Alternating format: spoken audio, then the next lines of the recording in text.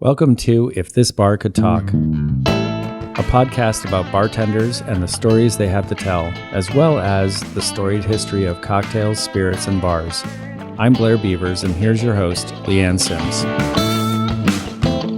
And our guest tonight is Kyle Strategier with Soul Bar at the Joseph Hotel. And I know I've left some things out of that title, so you'll have to fill it in. Is it the Soul Bar or just Soul Bar? So we're Soul Bar at the Joseph, or Soul at the Joseph. A lot of times we go into the different namings. Le Meridien is the type of hotel we are.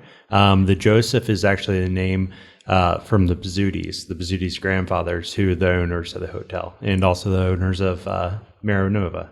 It's a beautiful hotel, and it's a wonderful bar. For a lot of reasons, but the biggest reason is because they have you there. You are amazingly knowledgeable. Like, you blow me away with your knowledge. And I know I've said that a lot on this podcast because we have so many talented bartenders in this town. But your depth of knowledge is just mind-boggling. I love to tell the story. We were on our cocktail tour. And during one tour, there was a woman, she was from Turkey, and she asked you a random question about what would you pair with some random Turkish thing. And I'm thinking to myself, there's no way he's going to be able to answer this. And you did. And she understood what you were saying. I had no idea what you were talking about. She knew what you were saying. And it was like, holy shit, this guy knows everything. Where do you get all this knowledge? Well, I think that one of the things that intrigues me about this, just like what intrigued me about art when I was in school, is that there's very rarely one right answer, and there's no way that you can understand or know it all.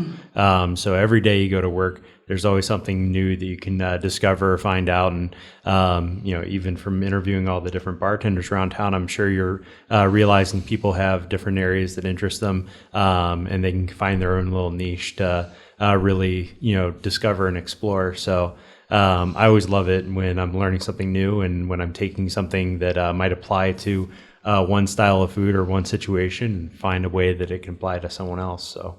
And you're a heavy user of you showed our guests last time we were at your bar, was it the Flavor Bible? Is that what it's called? Yeah. Flavor Bible is a great tool. That's something kind of going back to Alineia's and taking inspiration from their documentary about flavor bouncing, and really looking at ways that you can take one flavor and figure out different other flavors that are going to complement it. And basically, if you start with one and it relates to another, and then you tie that flavor to another one and it comes back around, then you can get up to 4 to 5 different flavors that are all going to play well together, and really kind of build some complexity.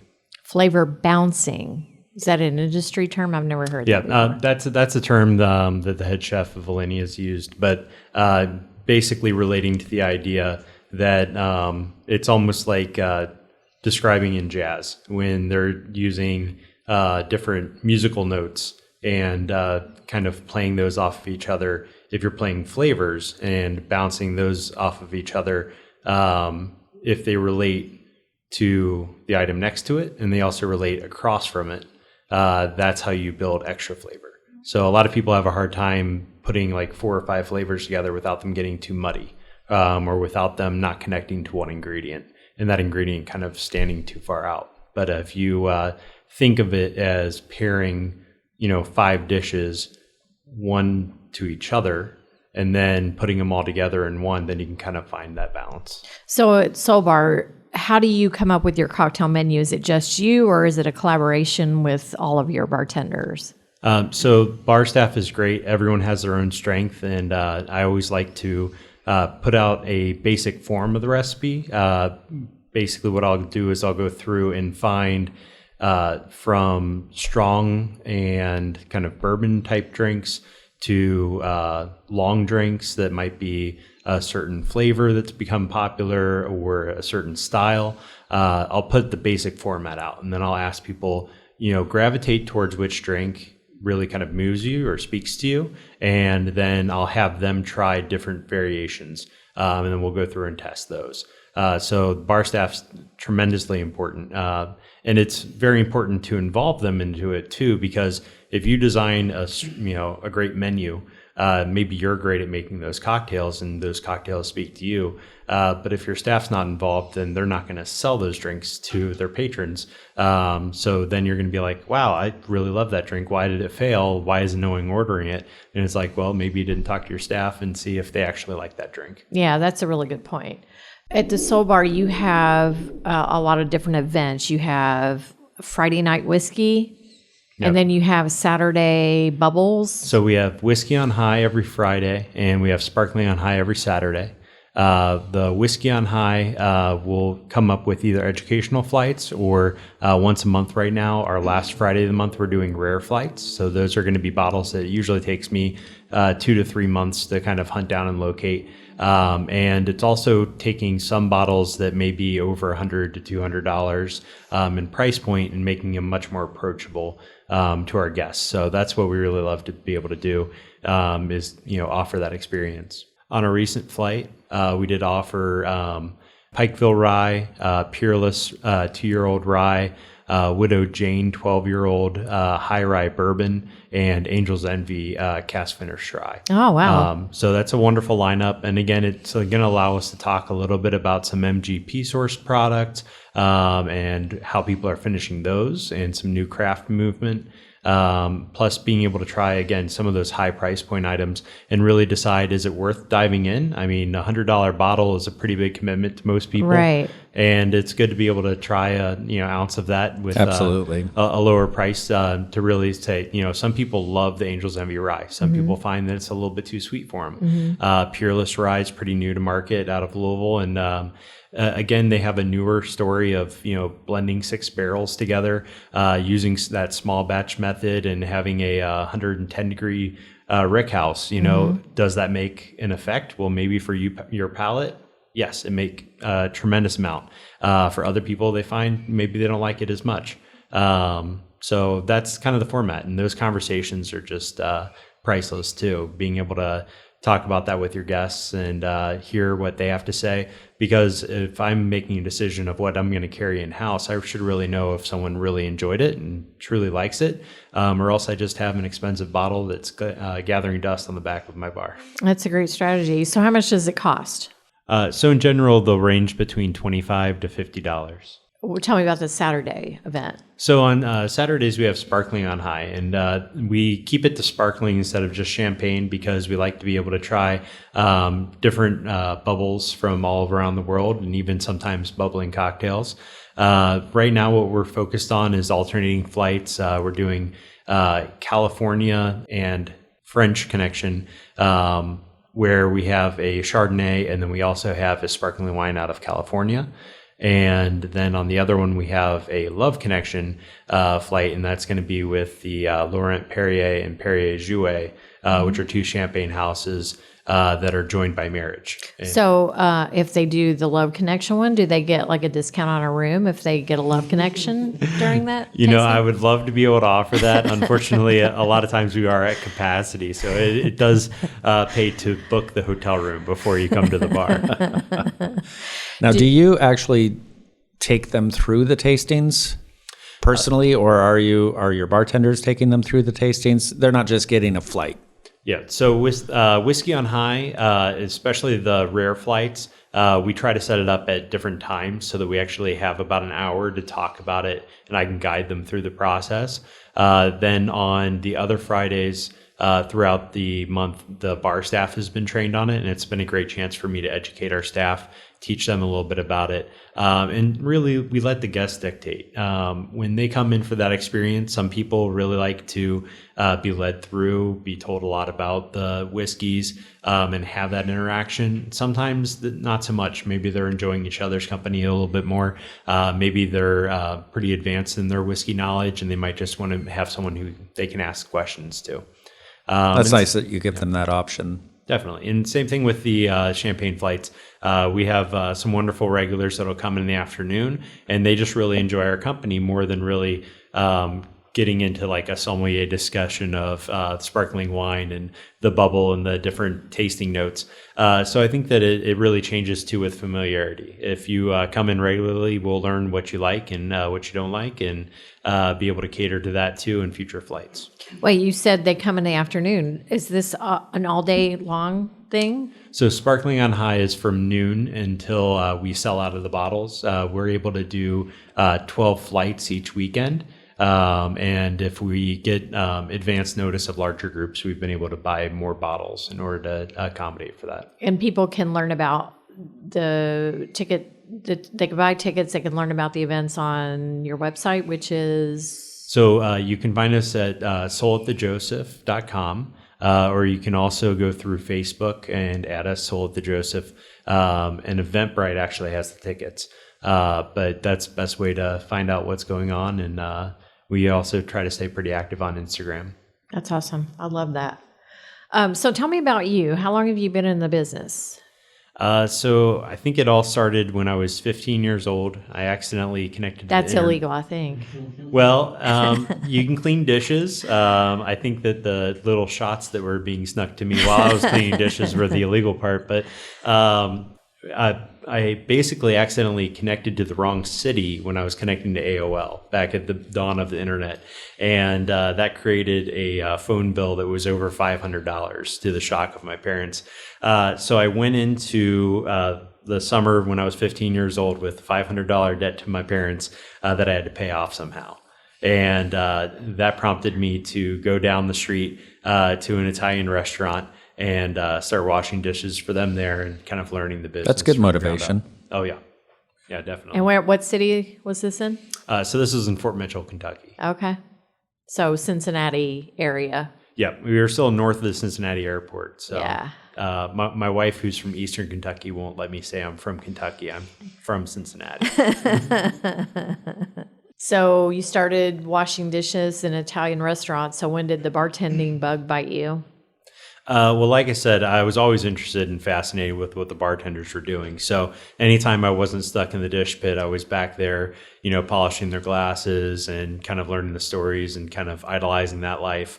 And then throughout the end of college, I was working at bars or going to bars and really enjoying that part of the lifestyle while I was attending University of Kentucky for computer science and engineering, and then later on printmaking and drawing. So kind of a varied background in that, but it all comes into play now. So I'm pretty lucky. How does it come into play now? So when you're the general manager of a bar or restaurant, you have so many hats that you have to wear. From photographer when you're doing Instagram to designing handouts and pamphlets when you're trying to decide what font goes for what message when you're designing your marketing. Then you have your micro system or your other POS system that you have to program the buttons. And then you also need to be able to read all those reports. It's like I actually don't think I could have tailored a better background for my degree if I had tried. So, yeah, that's amazing. We are going to, or you, I keep saying we are not going to make a cocktail, but you're going to make a cocktail for us. What are you going to make for us tonight? So I brought for you a double barrel aged Martinez riff using cognac instead of the traditional Old Tom gin. And again, I figured kind of taking everything back to the beginning, the Martinez is known as one of the very first cocktails, predating the Martini by a bit. I believe the original print date is in the 1884s. And this is also kind of a nod to one of my favorite bartenders, Souther Teague, who kind of turned me on this idea of double barreling items. So in order to get a little more consistency in your barrel age, we'll barrel age it once, and then we'll use that cask to fill another cask as a second one, and then fill the original cask with the new mix. So this has been through two different barrels. So some of this barrel originally started aging back at the beginning of July, and we'll continue to top this off with a secondary barrel so that way it becomes almost like an ancestor cocktail. The longer we keep this barrel alive and keep filling it off, the older some remnant of that will be. And that's a really nice kind of way to keep kind of legacy going, or maybe even start a tradition of your own at home. Very I fun. love that. Yeah. So since we don't actually have to mix up a cocktail, we're going to take a break and chill some glasses. And when we come back, we'll taste your fabulous barrel-aged cocktail.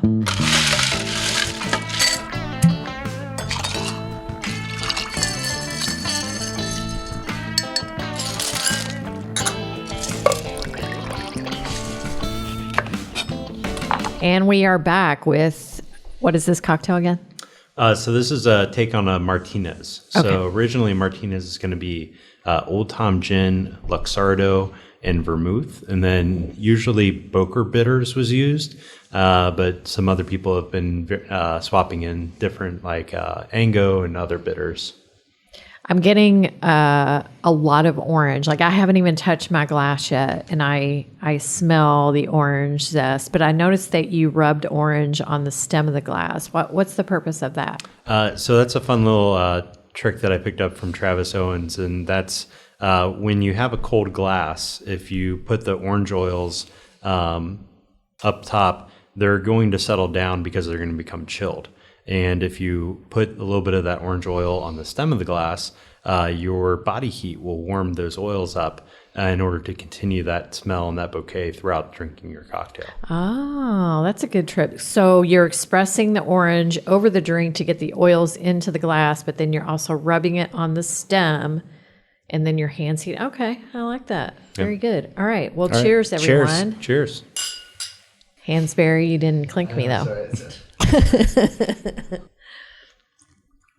That's tasty. That is nice. So do you have a different name for it since it's double barrel aged and not just a Martinez? Usually I like to keep it in kind of long written form when I'm producing it. And then once we've got a lockdown recipe, we'll come up and name it.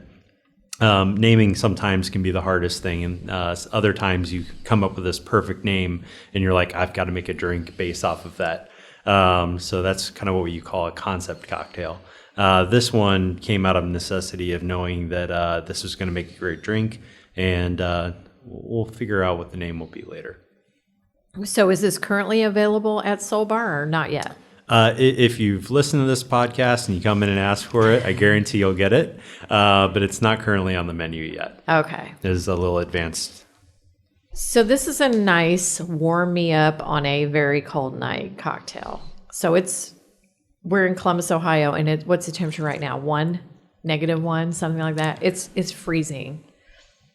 It's so cold that I almost cried when I opened the door and let somebody in. But I think this. What is it? Up to 6. Oh, 6. Oh. Well, it's balmy out now. What do you think about this cocktail, Blair? I love it. What do you like about it? So I've always liked martinis, but also martini riffs. And this to me is something between a martini and one of my other favorite cocktails, a Manhattan. And so it's just a really complex, rich, and I am getting some of that barrel out of that, which is nice. It's not just a straightforward Martinez.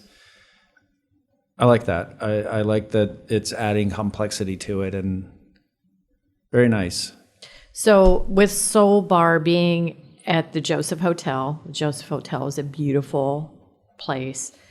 And I know we were there one Saturday, and Blair happened to look over and notice that this guy had one of those placards with, it was obvious a lanyard. A lanyard, yeah. Lanyard, yes. And it was the manager for one of his favorite bands. And so Blair struck up a conversation with him and ended up getting free tickets to this concert. I imagine you see a lot of people like that at your bar. What's the one person that has stood out to you, or more than one, maybe? Well, we've definitely had some wonderful celebrities and high-end clientele. My favorite thing is probably my secret on how you take care of a high-profile guest. Be as clueless as I am about who they are, so that someone explains to you who you just took care of after they've left. That's usually the way. Now, there have been a couple of celebrities that I've definitely known when we take care of. But again, my best advice is usually treat them like anyone else.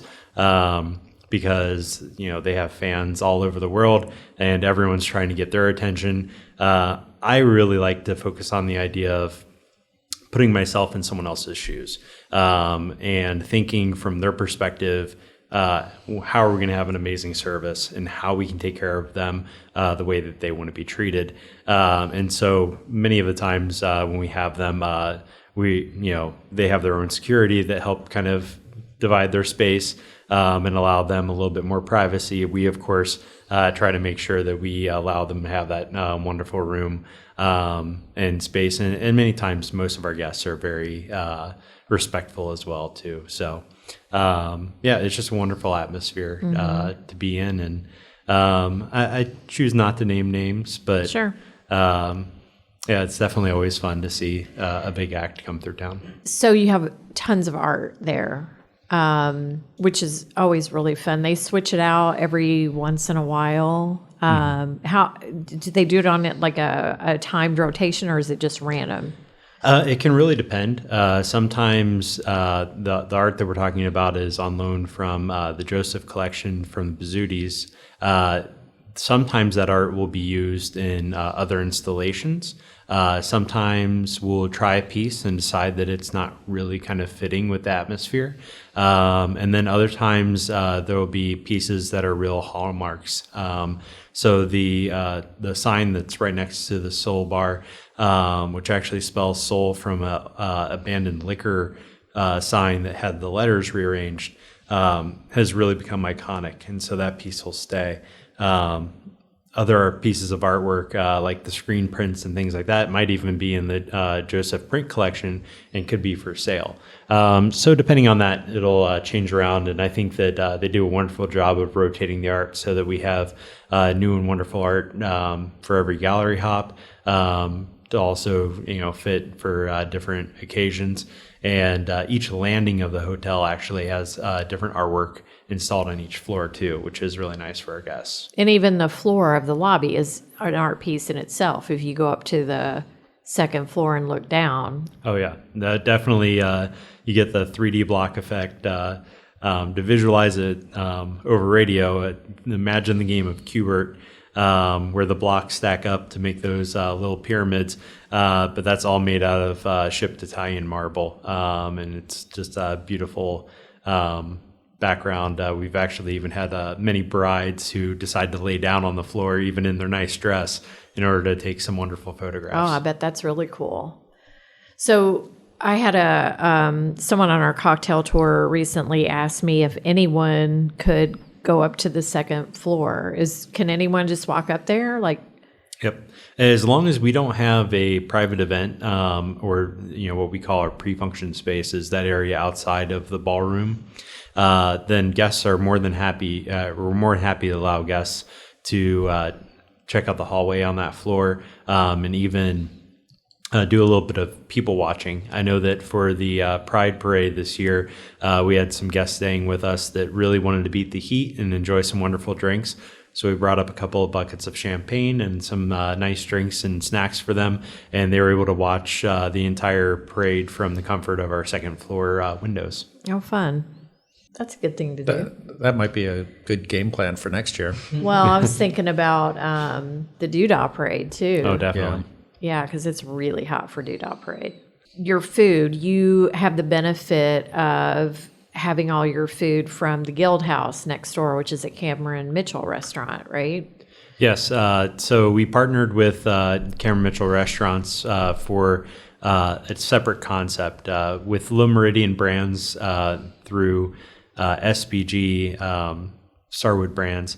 They basically have kind of a game plan of what you'd follow. So if you were running a hotel, they would say, okay, well, your restaurant's going to be Latitude, your bar is going to be called Longitude, and you're going to follow this playbook.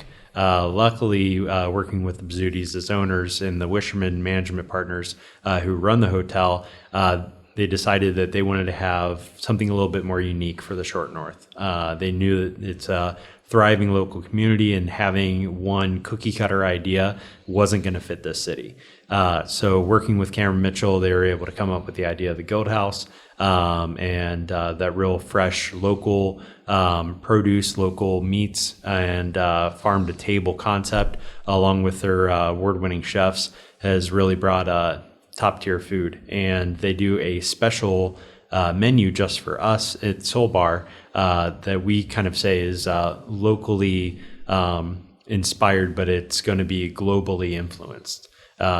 Basically, with the Le Meridian brand, the idea is home away from home, and also exploring and working around the globe. So you'll see some items like our duck confit ramen, which of course has a nice Asian inspiration, but locally sourced duck and locally sourced corn. And then you'll find other items like a lobster roll, which might be a little bit more local with Maine as the inspiration to that one. But again, kind of involves that traveling piece. And is that same food? Is that the food, the room service that the guests get if you stay at the? Yes, both room service and all of our banquets are actually catered out of the kitchen. So the Goat Houses can provide all the food in the hotel and the restaurant. Is the bar open 24/7? No, we do close, although it may not seem like it. We are closed between the hours of 3 a.m. and 6 a.m. So. And then Ryan comes in and starts making some coffees. Yep. Yeah. We have fresh illy coffee brewed as espresso and drip coffee every morning. And we're actually looking at some local programming to encourage people who aren't guests of the hotel to come by and enjoy that awesome coffee by offering complimentary drip coffee on Mondays to help get your work week going. That sounds fabulous. Okay. So I may you can need just to take a detour on my way to work. So you can just walk in and just get a free coffee? Yep. Mention this podcast or mention our other advertising and say, hey, I'm a Columbus local, and we'll be more than happy to serve you up a cup of drip coffee every Monday. Wow, that's a good deal. You heard that, listeners. You better get to the Soul Bar. Well, you should go anyway just because it's a fabulous place. But now you have a reason to go in the morning and the afternoon, because you can start on noon on Saturdays with the champagne or the bubbles. And then, cocktails all day. That sounds like a great plan. Yeah, we actually have so many people who want to also enjoy kind of a later nightlife that'll order in-room dining drinks so that they're able to kind of skirt things a little bit. So we've had a couple buckets of champagnes and a few buckets of beer follow people up to their room at 3 a.m., which is always a nice service to be able to provide as well. Nothing good happens after midnight, I'm telling you. People should just go to sleep, really.